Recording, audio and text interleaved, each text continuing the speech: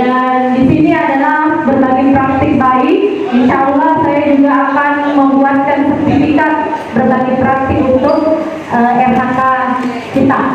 Jadi terima kasih banyak sudah menemani saya.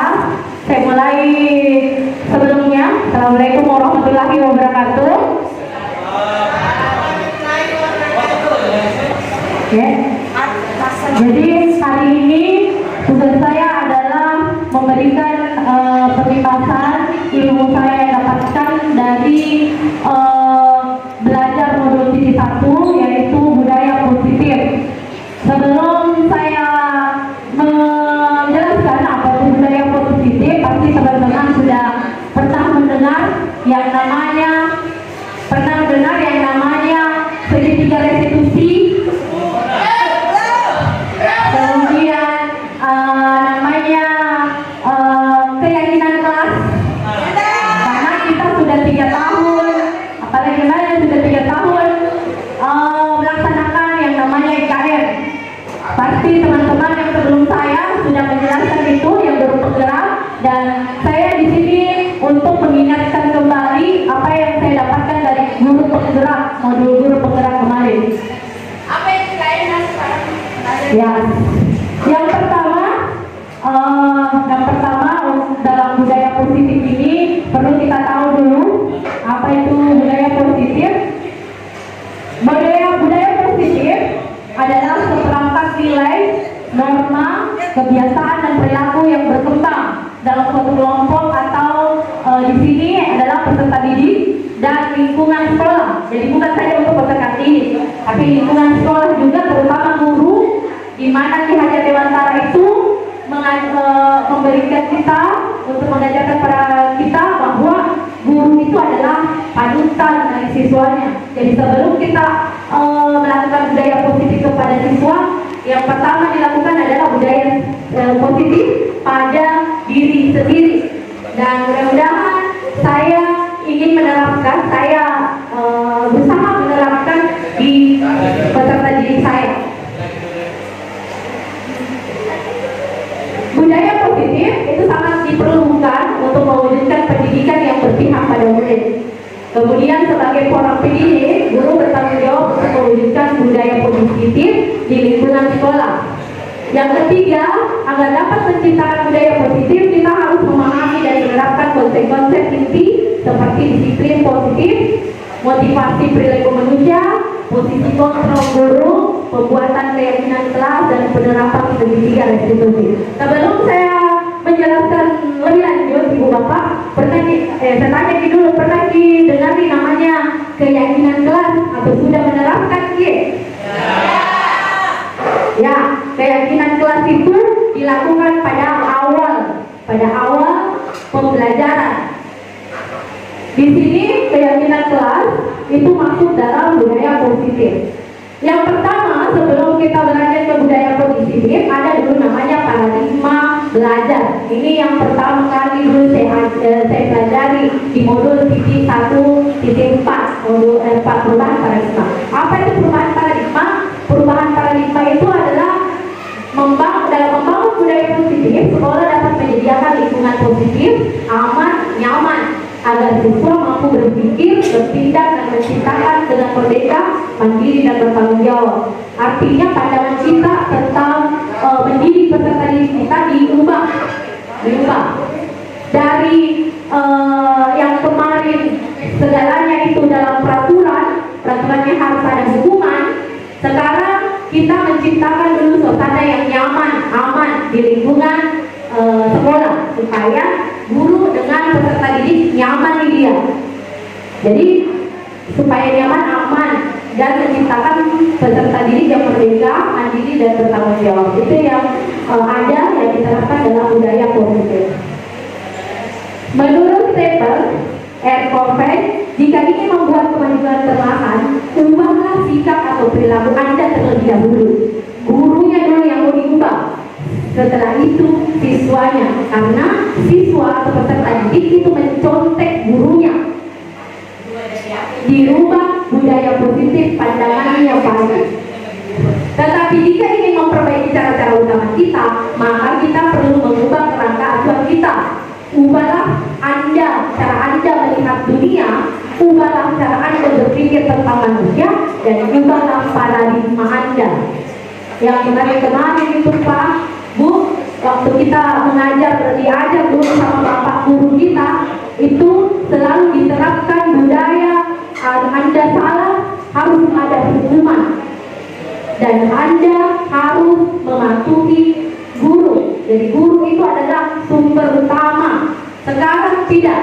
Dalam kurikulum Merdeka itu adalah guru selalu berpihak pada peserta didik. Artinya kita memberikan kenyamanan agar peserta didik kita mampu mengembangkan jiwa mandirinya dan tentunya bisa bertanggung jawab. Kemudian,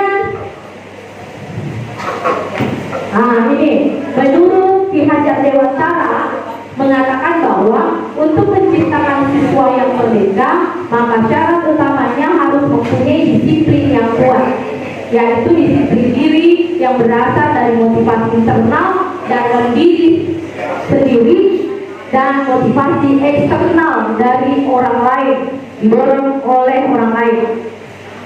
Umumnya disiplin berkaitan dengan kontrol guru terhadap siswa. Nah, ini kontrol guru biasanya ada miskonsepsi, bukan miskontrasepsi, tapi miskonsepsi. Miskonsepsi mengatakan selalu mengatakan bahwa ilusi bahwa guru itu selalu mengontrol siswa, ilusi bahwa semua pengetahuan politik efektif dan bermanfaat, ilusi bahwa kritik dan membuat orang merasa bersalah. Selalu kita merasa anak kita tersamentongkol tanpa tahu penyebabnya apa, tanpa menggali dulu itu siswa bagaimana kondisinya. Pokoknya siswa salah di mata kita. Ya, terlambat sih kok. Kemudian yang keempat adalah ilusi bahwa orang dewasa memilih hak untuk memaksa dia. Saya dulu awalnya memang begitu berpendapat, dipaksa pindah anak baru begitu, dipaksa anak-anak berbuat. Tapi masalahnya adalah anak-anak itu berbuat tidak sesuai dengan keinginannya, tapi karena takut sama kita. Akhirnya setelah kita tidak ada, anak-anak menjadi kembali ke awalnya lagi. Misalnya suka berkelahi, dia kontrol karena ada kita merasa dirinya dikontrol dengan guru yang kejam. Akhirnya pada saat kita tidak ada, dia kembali lagi.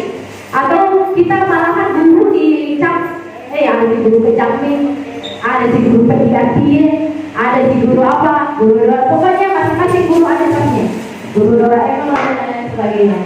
Padahal sebenarnya menurut Ki Hajar Dewantara, kita harus menciptakan kenyamanan dulu di dalam sekolah sebelum anak-anak kita diberikan proses belajar mengajar, karena itu yang lebih utama. Ya, dalam pembelajaran saya kemarin di guru penggerak, dalam disiplin positif, dalam budaya positif ada beberapa yang diajarkan, yaitu kalau seorang guru yang baik harus memiliki kemampuan yang menunjukkan budaya positif di lingkungan sekolah. Budaya positif tersebut dapat dijalankan dengan menerapkan konsep-konsep seperti disiplin positif, motivasi perilaku manusia, posisi kontrol restitusi, keyakinan kelas, dan segitiga institusi. Kalau saya tidak salah ingat, Pak Kamsil dulu pernah mensosialisasikan ini, dan pada saat itu saya kebingungan sendiri, karena saya tidak paham. Dan kedua, itu adalah awal kurikulum Merdeka. Sekarang kami di grup penggerak itu belajar itu dan harus menerapkan. Makanya kemarin saya bikin video segitiga restitusi pada saat anak-anak punya masalah. Tapi ada masalah tertentu, dibatasi itu masalah yang mana bisa dijadikan segitiga restitusi, yang mana tidak. Jadi ada ranahnya. Misalnya kalau anak-anak lagi tidur atau terlambat, itu masih bisa kita segitiga restitusi. Pernah didengar itu di Pak dulu, apa lagi namanya? Iya, sertifikat restitusi. Jadi kita bahas pertama dulu disiplin positif. Tapi ibu bapak Jadi lain itu peraturan sekolah, lain keyakinan kelas, lain juga kesepakatan kelas. Kemarin saya merasakan itu.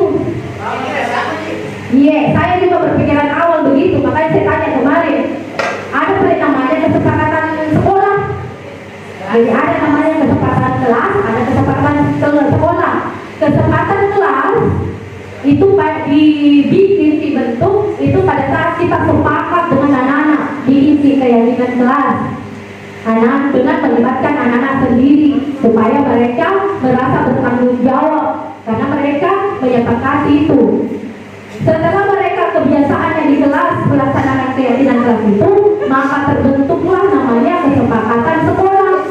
Terbiasa nih, misalnya terbiasa nih dia tidak disuruh memungut sampah, nah pilih juga. Tapi awalnya adalah dari guru. Kita dulu yang memberikan contoh kepada mereka.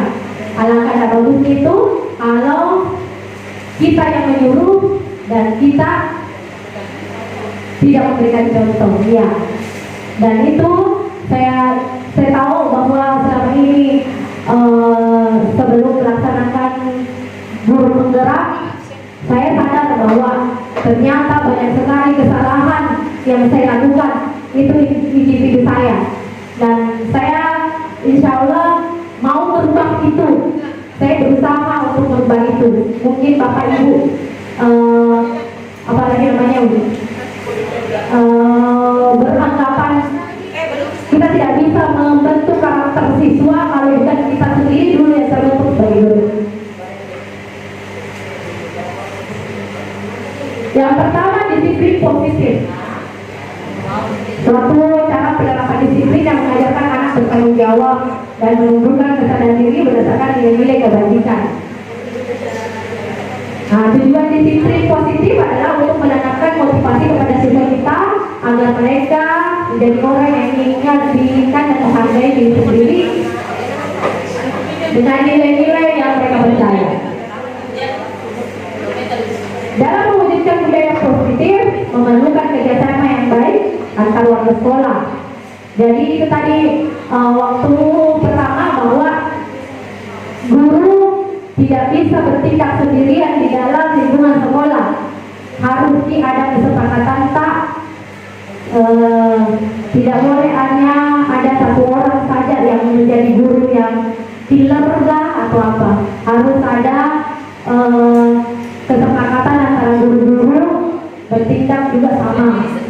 Ya, seperti itu. Kemudian yang kedua, kerjasama yang baik akan terjadi dengan adanya komunikasi dan kolaborasi serta toleransi antara semua warga sekolah. Jika budaya positif telah terwujud, maka akan tercipta murid yang merdeka dan bahagia, guru yang saling mendukung dan menguatkan, serta lingkungan sekolah yang aman dan nyaman. Yang kedua adalah motivasi berperilaku manusia. Motivasi ini adalah harus sadar di dalam, harus tumbuh kesadaran sendiri di dalam siswa atau guru. Tidak boleh karena ada tekanan. Nah, terdapat 3 motivasi perilaku menurut Diana Dawson, yaitu untuk menghindari ketidaknyamanan atau hukuman. Biasanya anak-anak begini, dia berperilaku yang kita inginkan karena dia punya 3 motivasi. Yang pertama untuk menghindari ketidaknyamanan atau hukuman, yang kedua untuk mendapatkan imbalan atau penghargaan dari orang lain, dan yang ketiga untuk menjadi orang yang mereka inginkan. Ini yang kita inginkan. Anak-anak kita mempunyai budaya positif yang menjadi orang yang diinginkan dan menghargai diri sendiri dengan nilai-nilai yang mereka percaya. Posisi kontrol restitusi. Posisi kontrol restitusi ini khusus untuk guru. Posisi kontrol restitusi itu ada 5. Guru sebagai penghukum, guru sebagai pembuat merasa bersalah, guru sebagai teman, guru sebagai pemantau, dan guru sebagai manajer. Untuk refleksi, mari kita refleksikan diri sendiri dulu. Yang mana guru kita kategori guru apa di sini di dalam? Apakah guru penghukum? Apakah guru yang selalu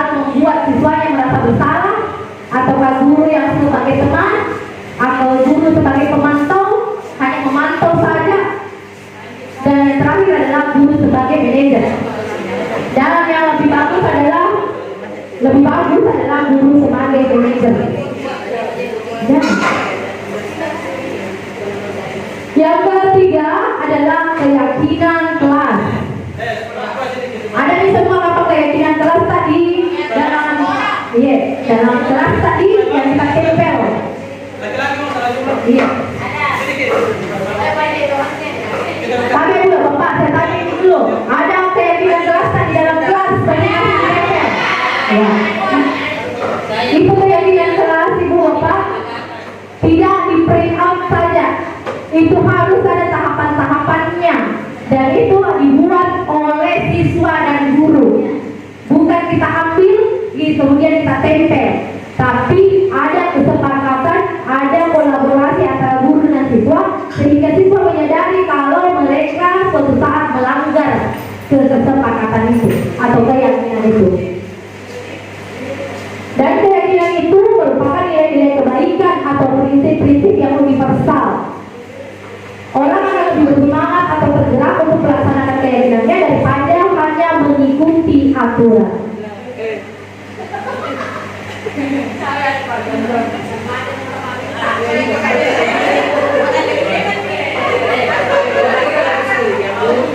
Mau Pak Terbil?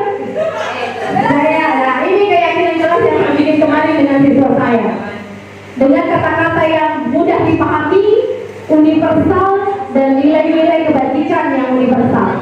Selalu menjaga kebersihan dan ketertiban kelas, disiplin dan tepat waktu, saling tolong menolong dan saling menghormati, berbicara dengan sopan dan menggunakan hati dengan bijak, supaya mereka bisa mengingat dengan jelas, karena mereka sendiri yang menyepakati itu. Ya, masih ada guru mapel yang mengizinkan peserta didik untuk menggunakan HP pada saat jam pelajarannya mencari literatur atau sumber belajar. Nah, ini tadi segitiga restitusi.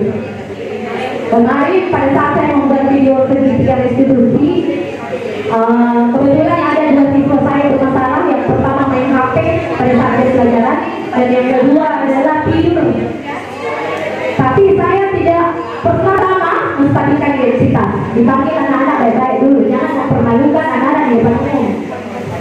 Setidaknya kita memberikan nasihat dulu. Jangan begitu Dina, bisa nanti di sana, di DKI, dulu dikasih cara. Jangan langsung Dina nakal. Yang pertama mempermalukan dia, yang kedua menjatuhkan mentalnya. Dan itu baru disengaja sekarang. Yang pertama, jangan mempermalukan dia dengan di depan teman-temannya. Siapa tahu ada alasan tertentu dia berbuat seperti itu. Kembali ke diri kita juga, jangan dicapi orang langsung salah, karena mungkin saja mereka berbuat seperti itu ada alasannya. Menstabilkan identitas itu bertanyain dulu mereka, kenapa bisa seperti itu nak? Itu stabilkan identitas. Kenapa kita berbuat apa begini? Kemudian yang kedua, validasi tindakan yang salah. Itu perbuatan tadi salah tidak nak? Salah bu. Apa yang perbuatan tak tidur bu? Kenapa tidur? Semalam bu pindah rumah. Baru tahu pindah rumah. Pindah rumah mama aku bu, tidak ada tempat tidur bu. Bantuin menjual mama aku. Oh iya. Dan begitu legalnya nak? Iya bu. Nah yang ketiga belajar keyakinan. Kemarin kita bikin keyakinan tak? Iya bu. Keyakinan apa kita langgar? Itu bu, tidur pada saat jam belajar. Kita tahu di sana di situ tahu bu. Kan kemarin kita yang sepakat tak? Iya bu. Jadi bagaimana solusinya? Tidak tidur maka bu, nanti sekarang mama aku bilang jangan disuruh tak begadang. Dia sendiri yang menjadi itu. Jadi saya apa lagi nak kalau kita ulangi? Pokoknya tidak mau aku. Dia membuat dia merasa bahwa perbuatannya itu salah, kemudian sudah bertanggung jawab, dan tentu ada solusinya. Ada dia, jadi dia sendiri yang menyadari kesalahannya. Bukan kita yang menghukum, bukan kita yang langsung mengungkap. Kemudian yang tadi yang sudah saya jelaskan, validasi tindakan. Dan yang paling penting adalah memilih kata-kata yang kita sebagai guru ternyata harus bisa mengontrol emosi dan kata-kata kita supaya pertama tidak menyatukan mental mereka, yang kedua mereka tidak merasa bahwa mereka dipaksa.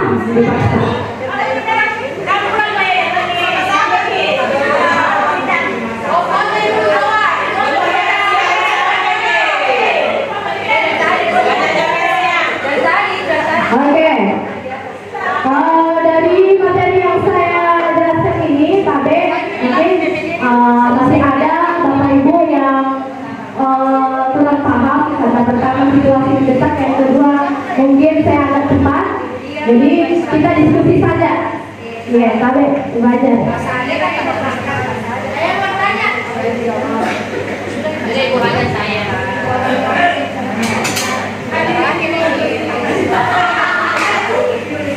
Terima kasih. Assalamualaikum warahmatullahi wabarakatuh.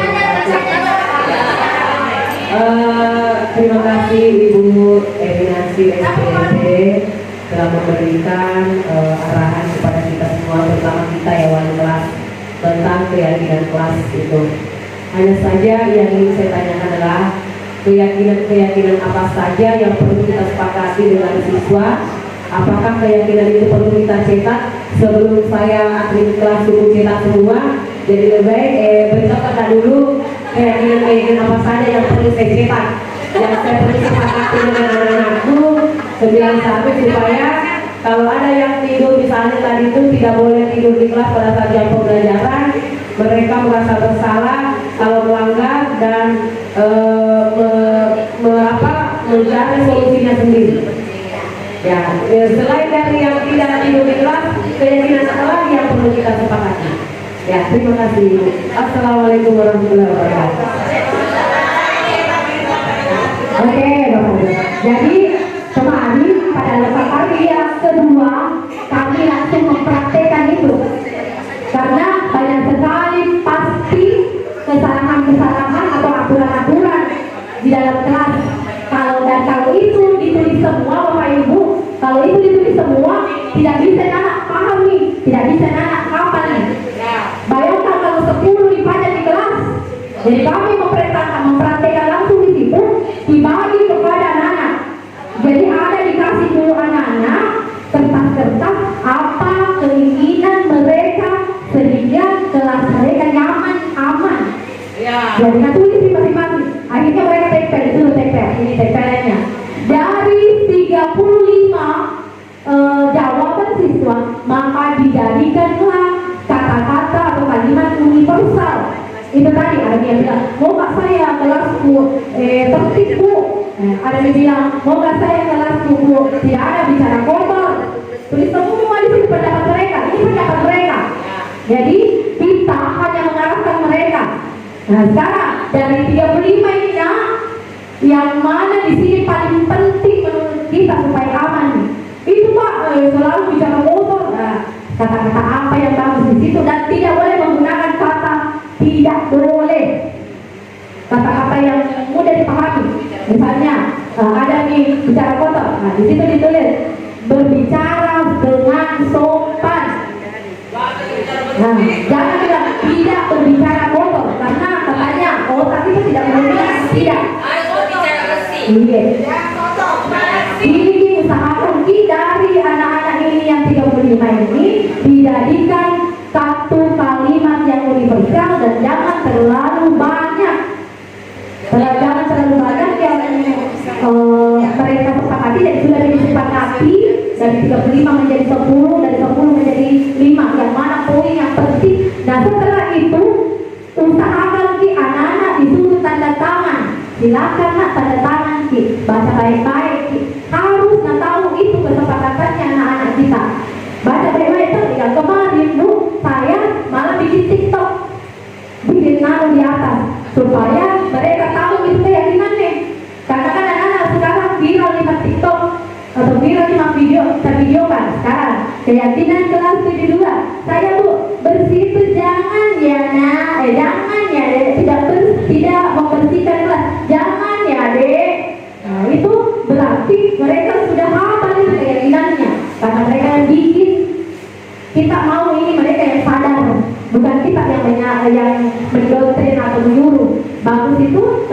timbul dari motivasi diri sendiri. Jadi ada kata-kata universal Bu Hajar. Tahu? Ya, ada lagi? Ya, silakan.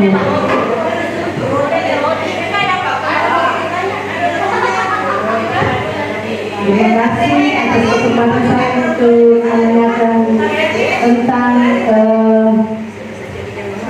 apa yang dibicarakan ini pada siang hari ini. Yang pertama saya ingin menanyakan apa perbedaan antara keyakinan kelas dan kesepakatan kelas. Kemudian yang kedua, pernah saya dengar ada nama kata manajer guru. Nah, minta tolong dijelaskan apa yang dimaksud dengan manajer guru di kelas. Terima kasih, itu saja yang ingin saya tanyakan. Ya. Yang pertama dulu, terima kasih banyak Ibu Marta. Jadi yang pertama, keyakinan kelas dengan kesepakatan kelas. Setelah tadi kita bikin keyakinan kelas, itu tadi kesepakatan kelas, maka kita harus keyakinan kelas tadi itu. Maka setelah terbentuk atau bikin itu keyakinan kelas, setelah keyakinan kelas sudah terbentuk, maka kita sepakati bagaimana nak di atas ada yang perlu diubah atau ada yang perlu ditambahkan. Jangan Ibu, itu intinya. Oke, sekarang sepakat saya di atas, sepakat Ibu. Jadi setelah saya bikin kemarin dengan 35 anak-anak yang membuat keyakinan kelasnya, maka terbentuk ini keyakinan kelas. Bagaimana gimana? Ada mau diubah lagi atau ada mau ditambahin? Nah itu namanya kesepakatan. Ada juga Ibu, ada juga itu yang saya tanyakan kemarin waktu saya belajar. Ada juga wali kelas yang bikin ini TP di situ, tapi pada saat guru mapelnya masuk, ada juga dia. Saya mau bikin kesepakatan ini nak, antara saya dengan kamu sebelum kita belajar. Pernah kayak begitu kan? Jadi lain keyakinan kelas, lain kesepakatan. Ada juga kesepakatan itu artinya pada saat belajar itu terlibat itu apa, tapi sebab melibatkan siswa. Antara saya dengan mapel. Itu kemarin saya tanyakan apa perbedaannya itu. Kasihan anak-anak kalau banyak sekali di kepalanya. Ada tuh di keyakinannya, masuk guru IPS-nya, ada lagi gak maju guru bahasa Indonesia-nya, ada lagi.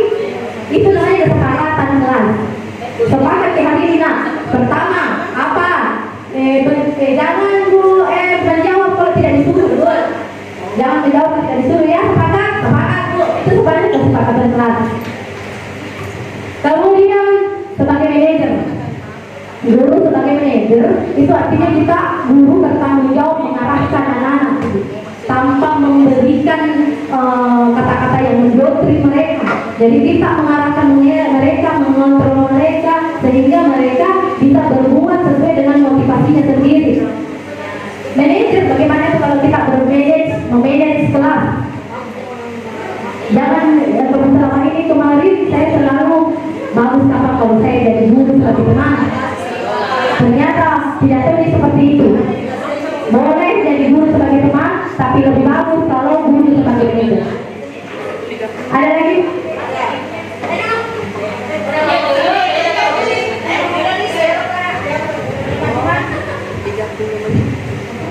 Assalamualaikum warahmatullahi wabarakatuh.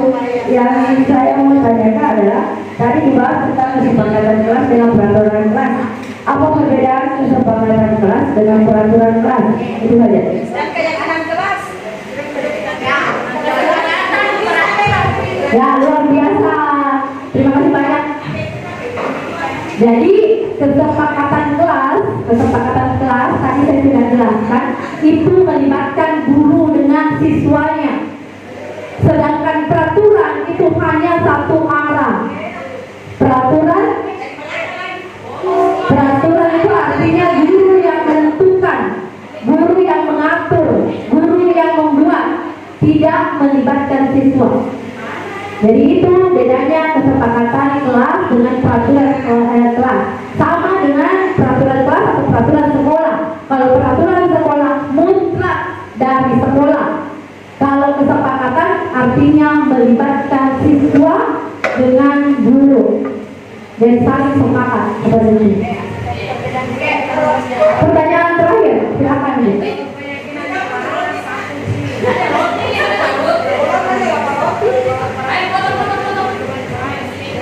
Assalamualaikum warahmatullahi wabarakatuh. Terima kasih atas kesempatan yang diberikan. Mungkin saya barangkali salah persepsi ya antara kesepakatan kelas. Kalau di kelas saya Bu Emi bukan keyakinan kelas tapi kesepakatan kelas. Tadi sudah dijelaskan bahwa perbedaan antara kesepakatan kelas dengan peraturan kelas ya tadi. Saya bersama-sama siswa di kelas 94. Tadi aturannya yang begitu, saya bersama siswa membuat kesepakatan kelas. Ya, dari 35 siswa terdapat 10 poin, mungkin itu terlalu banyak di barangkali. Tapi kalau saya lihat di sini kesepakatan kelasnya kayaknya di sini tunggu saya baca. Memakai seragam lengkap sesuai ketentuan sekolah. Bagaimana itu Bu Yeni? Masuklah itu kesepakatan kelas atau peraturan sekolah? Iya, memakai seragam lengkap sesuai ketentuan sekolah.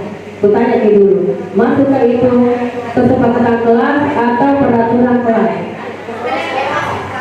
Yang ada di peraturan itu yang dikasih masuk. Bisa juga kita kasih masuk, bisa tidak. Tapi kalau ada hal yang lain, jangan dikasih masuk peraturan. Kalau peraturan itu tidak bisa dirubah, artinya mutlak. Kalau kesepakatan itu yang mutlak di dalam kelas yang universal saja. Oke, kalau begitu nanti boleh bocor nanti tidak boleh. Tidak ya. Makanya saya tanyakan karena ini yang saya pilih dengan di siswa. Ya, seperti tadi di tempel tadi saya baca kertas selembar anak-anak, kemudian sesuai di atas bacakan, baru diambillah kesimpulan 10 itu. Jadi saya katakan bagaimana nak, apakah masih mau dikurangi itu kesempatan? Jangan ibu kayaknya bagus gitu. Jadi tapi konsekuensinya adalah sebenarnya memang anak. Ya, bahasa yang baik-baik dan 10 item itu di atas.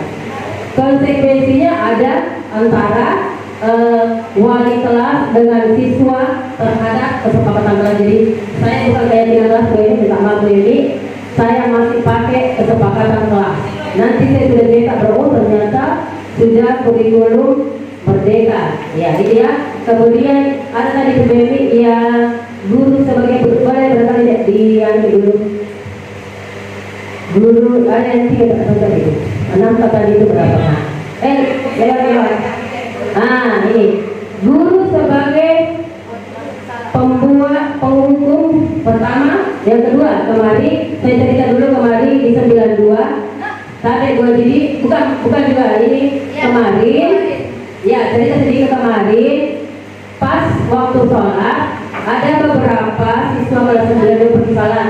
Setelah sholat singgah main basket. Cerita kemarin ternyata dikasih tahu siapa yang bisa kasih masuk bola atau shoot dengan baik dikasih uang. Itu kemarin singgah. Jadi saya 10 menit di dalam kelas sudah mengajar, belum masuk. Ibu ada seperti di bawah main basket ya. Jadi masuk berdiri dulu di depan daripada kita ganggu teman. Jadi disuruh berdiri di atas karena temannya juga punya kalau dulu nih harus dihukum. Berdiri dulu di situ sebentar selesai. Setelah itu saya panggil ke perpustakaan. Ya, bagaimana apa konsekuensinya kira-kira terhadap ini? Cerita orang tua satu begini saja Bu. Ya, apa hukumannya nak? Bagaimana Bu kalau saya menghafal surah An-Naba? Kemarin itu bisa dihafal surah An-Naba? Jadi bukan saya yang kasih, hukuman dia sendiri yang minta. Bagaimana kalau saya menghafal surah An-Naba? Bagaimana kita hafal di semua yang 6 orang? Ya, oh iya aku hafal lagi. Silahkan dihafal. Jadi saya bertanya dulu, saya termasuk kategori guru apa di dalam itu dulu? Saya bertanya sama guru. Sekian, wassalamualaikum warahmatullahi wabarakatuh. Ya, Oke, makasih banyak Ibu Haji. Kalau menurut saya, beda itu hukuman Ibu. Kalau hukuman itu adalah kita yang memberikan ke siswa hukuman. Jadi lalu kita nanti bukti-bukti itu hukuman. Tapi kalau dia yang sendiri mengakui kesalahannya dan dia sendiri yang mengajukan bahwa Bu, saya tahu saya salah, saya mau baca pada Ibu. Ini bukan hukuman namanya, karena dia menyadari sendiri kesalahannya dan mau bertanggung jawab, dan itu yang dimau Ibu. Itu yang dimau Ibu. Mereka menyadari sendiri dan tahu konsekuensi sendiri dari perbuatannya, tapi bukan kita Ibu. Jangan jadi guru penghukum. Dulu kan masa-masa kita sekolah, kita hanya jadi penghukum dan membuat mereka bersalah. Dari kau itu nanti boleh gara-gara kau masuk KPK, panggil kepala sekolah. Itu anak-anak pada saat kita mengucap kata-kata begitu, ada timbul pada kami bersama guru itu guru sebagai pembuat merasa bersalah. Ternyata di kurikulum merdeka itu tidak disarankan seperti itu. Kita disarankan sebagai manajer, memanage anak-anak, mampu memberikan anak-anak supaya mereka bisa bertanggung jawab sendiri, menyadari kesalahannya sendiri dengan cara yang bagus. Ya. Yang kedua tadi apa yang saya bagi? Keyakinan dan kesepakatan. Keyakinan dan kesepakatan yang timbul pada saat kita sepakat ini muncul keyakinan kalau mereka laksanakan ini, karena mereka sendiri yang bikin, kemudian mereka yakin itu, ya Bu. Nah, jadi kalau mereka melanggar, mereka timbul dalam dirinya tahu mereka salah, menyadari hal itu. Sebenarnya lanjutannya Ibu, kesepakatan dan keyakinan, dan ada juga tanggapan itu sama, keyakinan dan kesepakatan. Ya, jadi karena sebelum saya bikin kesepakatan kelas itu saya pernah dengar ada salah satu teman begini, Bu Haji, saya itu udah kesepakatan kelas, tapi harus keyakinan kelas kata kurikulum merdeka. Kalau kurikulum 2013 memang Bu Haji itu kesepakatan kelas, sekarang harus keyakinan kelas. Walau kayak apa kesepakatan kelas mau ya. Nah, masalah gitu dulu.